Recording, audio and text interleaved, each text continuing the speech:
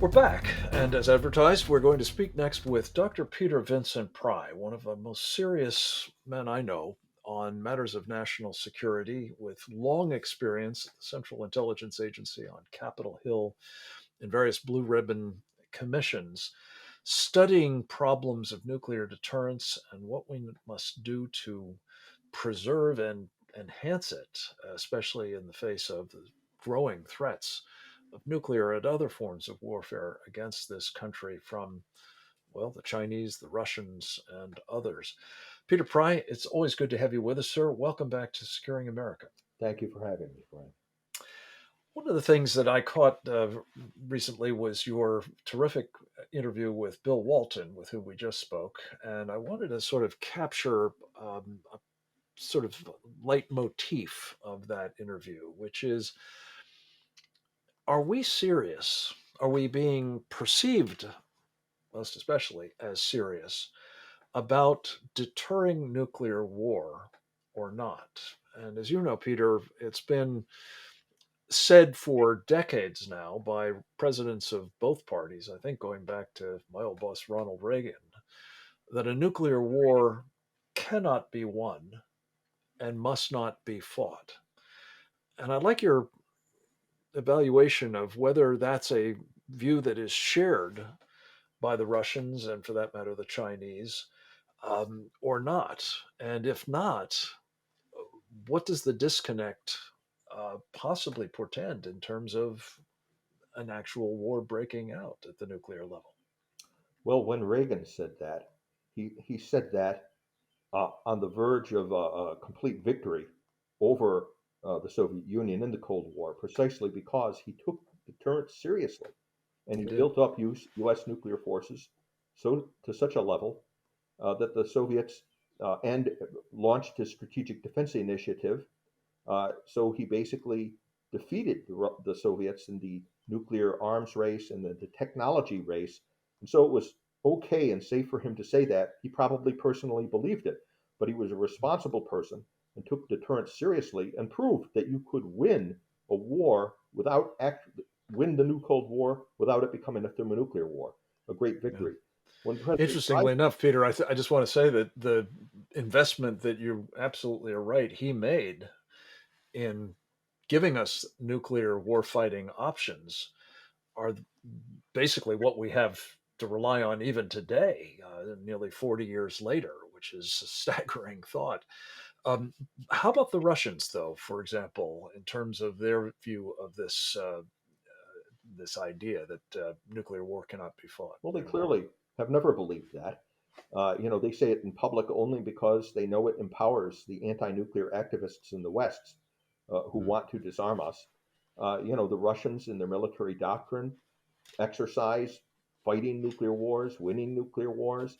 They're postured to fight and win a nuclear war with a vast deep underground facilities that can accommodate up to 30,000. A single facility can accommodate up to 30,000 Russian political military leaders. I think all of their deep Wow. underground facilities can accommodate the top 300,000 Russian political military leaders.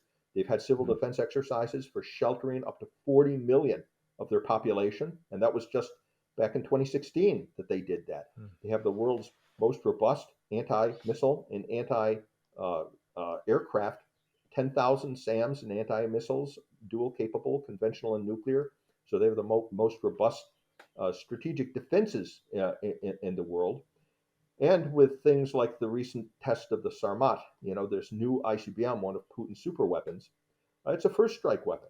It's designed to deliver hypersonic warheads that could arguably, fight and win a nuclear war in less than 20 minutes, make a Wow. surprise attack against us that we wouldn't even be able to see coming by our ballistic missile early warning radars. Surprise us, and it could all be over in just 20 minutes, given the great accuracy of hypersonic weapons, their tremendous speed, their ability to evade radar, and the Sarmat can deliver, up to 5 tons of nuclear weapons. That single missile. Hmm. And Peter, that's a lot of thermonuclear destructive power, obviously. And if it could be delivered, as you say, by hypersonic weapons, we have no defenses against those. We, as you've indicated, may not even be able to see them coming, let alone be able to shoot them down. So this combined with something that you talked about with Bill Walton, which I think bears repeating, in terms of the posture of the Russian nuclear forces, being one that lends itself to surprise attack as well. No warning surprise attack. Give us your sense of that quickly, if you would. Yes, their triad is structured, it's postured. The difference between their posture and ours is like night and day. You know, most of their warheads are on ICBMs that are heavily MIRVed. And that is because those forces are ready to be launched in a few minutes, 24/7, 365 days a year. They could Mhm. launch those forces within a few minutes, most of their nuclear arsenal. That is not the case with the United States. You know, the fewest number of strategic weapons are on our ICBMs. Our Minuteman IIIs have only one warhead. There's only 400 of them, and they're so they don't even have enough. We don't have enough weapons on our Minuteman III ICBMs to cover Yeah. anything but a small fraction of the Russian target set. It's not a credible first strike weapon. Whereas the Russians are 24/7 postured all the time to launch a disarming surprise attack against us. This includes their ballistic missile submarines too, which also carry ICBMs and have command and control arrangements right at dockside, so they could be launched from their ports against the United States.